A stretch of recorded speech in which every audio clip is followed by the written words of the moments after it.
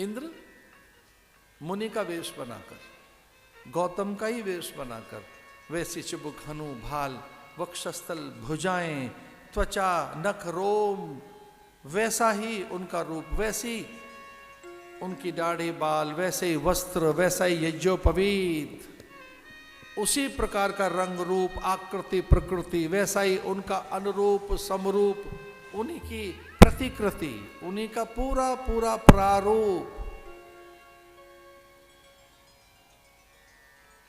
अहिल्या सुध बुध खोई सोई हुई थी,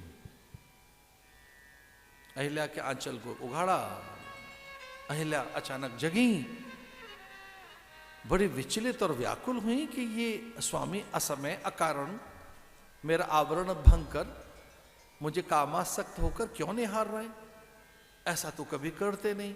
उनकी दृष्टि में ऐसी कभी काम की गति देखी नहीं। इतने व्याकुल विचलित होकर कि वो क्यों मेरा आवरण भंग कर रहे हैं। एक बार को तो विचार है मेरा पति नहीं हो सकता, ये ऐसा हो नहीं सकते, इन्होंने क्या अन्न खा लिया आज, क्या सोच लिया, कोई दूषित अन्न चला गया। अहिल्या के मन में ये विचार आया कि कोई दूषित अन्न आया है, और ये सच है, दूषित अन्न खाने के बाद ही हमें विकार आता। दूषित अन्न, कोई दूषित अन्न खाया है, चार अन्न, दस्यु का अन्न, अनाधिकारी का अन्न। अरे इन्होंने ऐसा अन्न खा लिया क्या जो यज्ञ नहीं करता है, हविष्यान्न के बाद खा लिया, बिना हवन किए, बिना दान दिए, बिना पूजा किए। ये दोष तभी आ सकता है जब आप अर्घ न दें सूर्य को, गौ को ग्रास न दें। ग्रास माने उसका हिस्सा। जो लोग देवताओं का हिस्सा नहीं देते, सूर्य को अर्घ नहीं देते, गौ पूजन नहीं करते, संध्या वंदन नहीं करते, गुरु मंत्र का जाप नहीं करते, गायत्री का त्रिकाल संध्या नहीं करते, कुछ छूट जाते हैं नियम, तब उनकी बुद्धि भ्रष्ट हो जाती। तो क्या मेरे पति ने दूषित अन्न खा लिया, या किसी दूसरे संसर्ग में चले गए, क्या कुसंग में चले गए, किसी दुष्ट का संग किया क्या?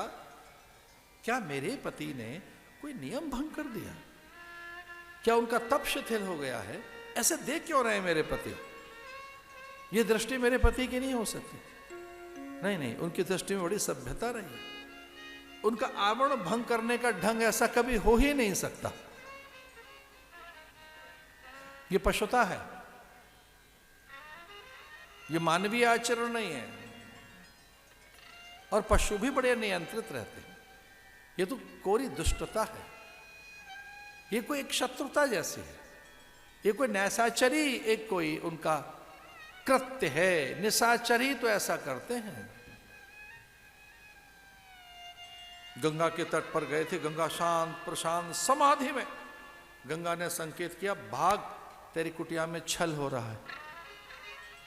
गंगा जी ने कहा, दौड़ो गौतम, तेजी से जाओ, कोई कुटिया में छल हो रहा है। भागे, एक डुबकी तो लगा ली थी उन्होंने।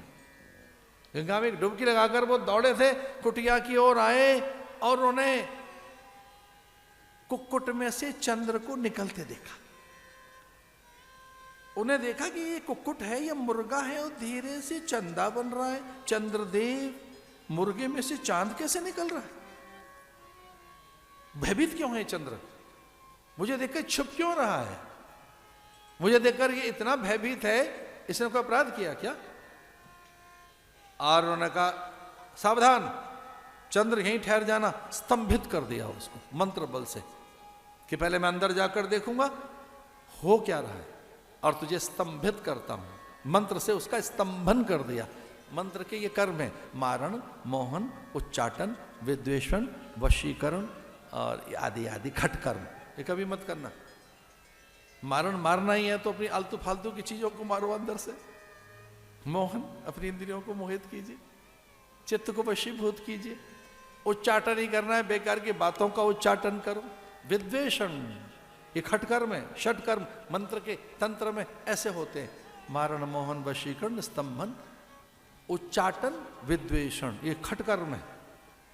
मंत्र से उसको स्तंभित किया, यहीं खड़ा रहे। क्या बल रहा होगा गौतम का। तो हिल नहीं सकता, मैं अंदर जाऊंगा। और वो अभी आवरण भंग करके अहिल्या की ओर निहार ही रहे थे इंद्र, तब तक तो गौतम पहुंच गए अंदर। और गौतम को देखा अपने पति को, तो बड़ी विस्मित हो गई कि इनमें गौतम कौन है, सही गौतम कौन है, जो मेरा आवरण भंग करने का प्रयास कर रहा है, जो मेरे आंचल को उघाड़ने का प्रयास कर रहा है, वो गौतम है या द्वार पर खड़ा गौतम है? मेरा पति कौन है?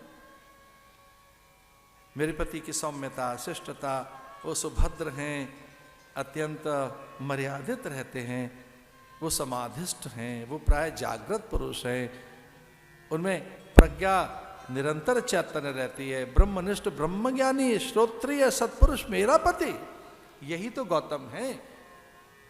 तो भयभीत होकर वो अपने पति की ओर भागी कि न जाने कौन है ये, कौन आ गया देव आपका वेश बनाकर। और तब उनसे रहा नहीं गया, इंद्र को श्रापित किया कि तुझमें कोढ़ पैदा हो जाए, तेरे अंग गल गल करके तू मिट जाए, तेने मेरी पतिव्रता स्त्री के शील को भंग करने का दुस्साहस किया,